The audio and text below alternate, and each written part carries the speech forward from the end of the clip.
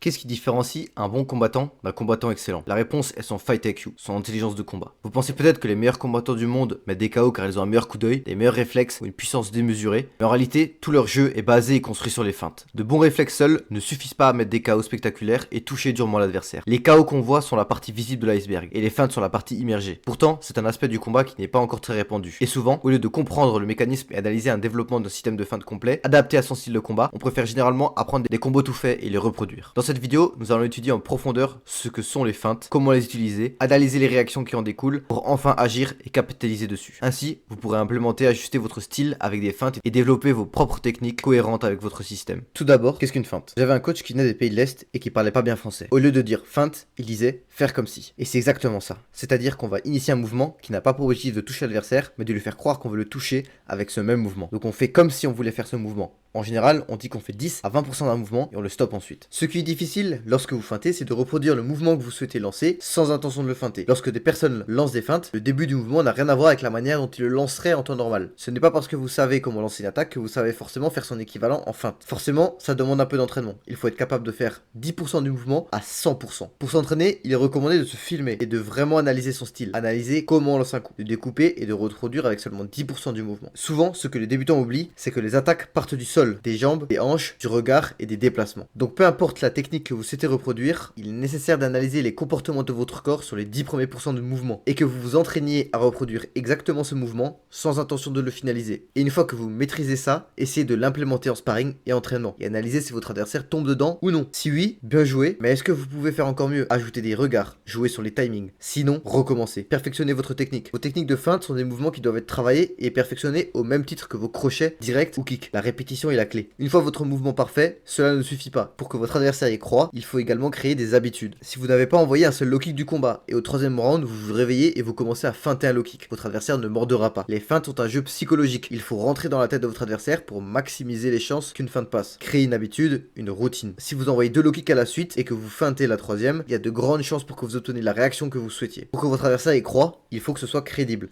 Pas seulement en termes de mouvement, mais aussi en cohérence de combat. Donc créez des habitudes et ensuite feintez-les. Capitalisez sur les feintes. Trompez votre adversaire. Super, maintenant vous savez feinter. Vous feintez et vous obtenez des réactions de votre adversaire. Ou non, peu importe, tout comportement est une réaction, même si votre adversaire ne bouge pas. C'est une information à prendre en compte. C'est une manière de défendre. Donc il y a 3 principales réactions que vous allez obtenir lorsque vous allez feinter. Numéro 1, réaction proportionnée. Il s'agit de la réaction la plus courante. Votre adversaire réagit par un mouvement défensif proportionnel à votre attaque. C'est parfait, il a réagi à votre feinte. Un combattant ne peut pas défendre tous les points sensibles de son corps à la fois. Cela veut dire que sa défense a créé une ouverture autre part. Alors analyse bien sa défense et l'ouverture qu'elle a créée. Numéro 2, la surréaction.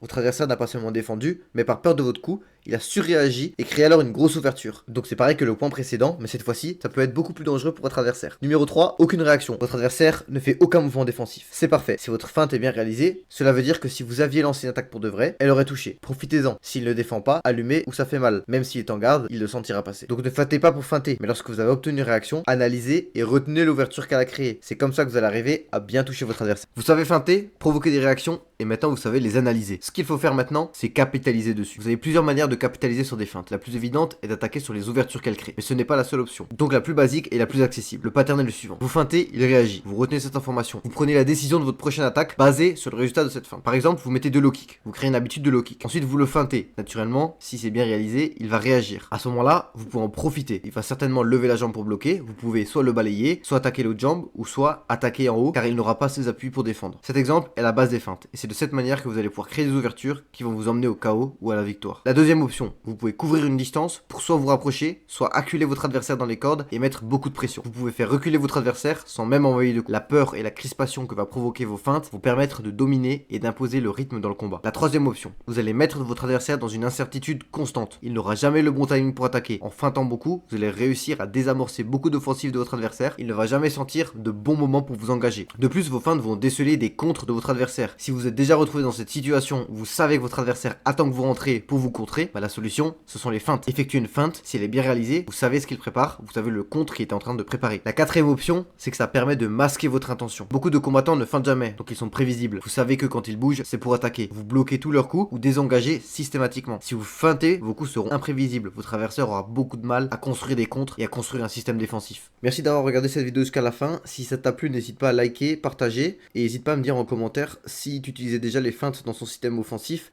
si tu utilisais de cette manière-là, si tu avais d'autres astuces. N'hésite pas à me le dire, ça m'intéresse. Et si tu cherches des équipements d'MMA optimisés, conçus de manière ergonomique pour performer au maximum, avoir tous les ressentis nécessaires et la protection suffisante, ça se passe sur mayhem-projet.fr, le lien dans ma bio. Il y a tous les équipements pour les combattants d'MMA ou combattants de boxe thaï ou alors de boxe anglaise.